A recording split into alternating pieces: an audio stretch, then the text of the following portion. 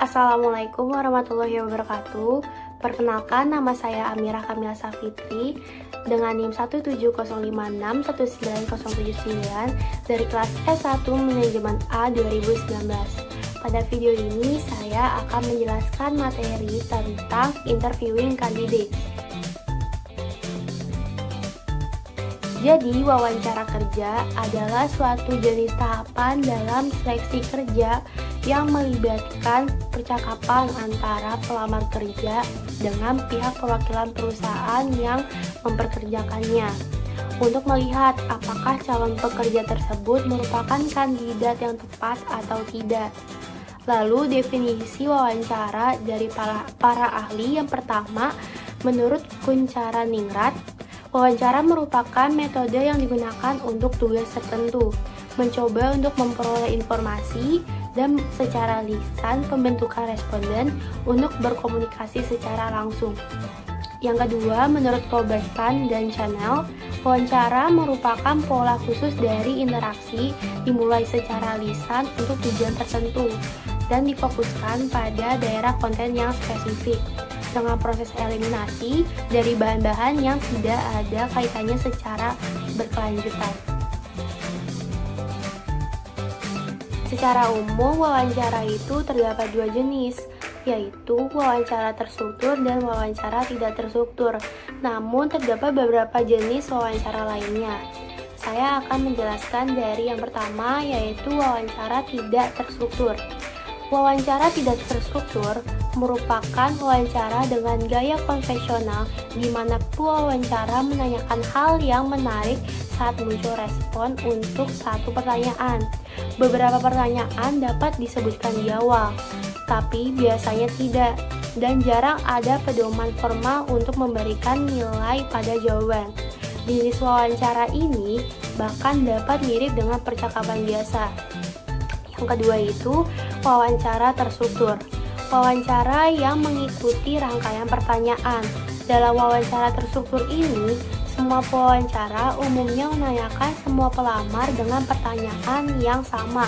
Dan karena hal ini, wawancara tersebut cenderung lebih dapat diandalkan dan sah.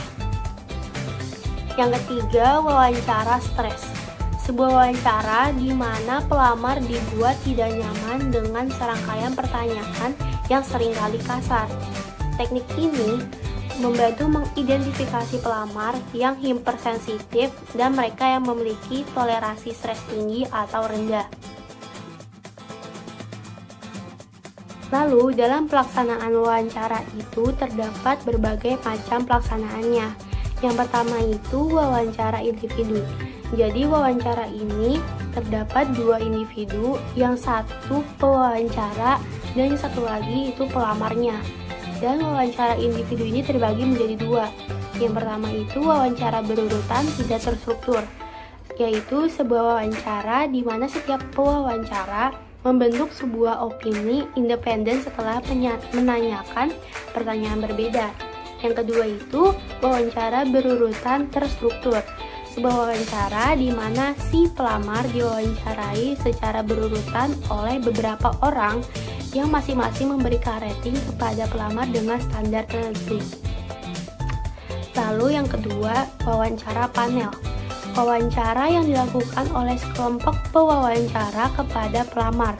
Wawancara ini biasanya disebut sebagai wawancara komite. Dilakukan oleh tim wawancara sekitar 2 atau 3 orang yang mewawancarai calon karyawan secara serentak, kemudian menggabungkan penilaian mereka ke dalam satu nilai akhir panel. Yang ketiga, wawancara massa. Panel mewawancarai beberapa pelamar secara serentak. Panel ini memberikan masalah, kemudian duduk diam dan memperhatikan untuk melihat calon manakah yang akan memimpin dalam merumuskan jawaban tersebut. Lalu yang keempat, wawancara terkomputerisasi.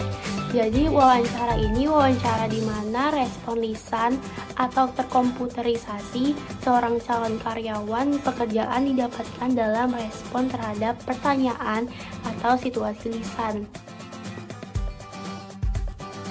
Nah, terdapat beberapa hal yang dapat mengurangi nilai dari wawancara. Yang pertama itu kesan pertama. Jadi, pewawancara cenderung langsung mengambil keputusan membuat penilaian cepat tentang calon karyawan selama beberapa menit pertama dalam wawancara, atau bahkan sebelum wawancara itu dimulai, dengan melihat berdasarkan nilai atau daftar riwayat hidupnya.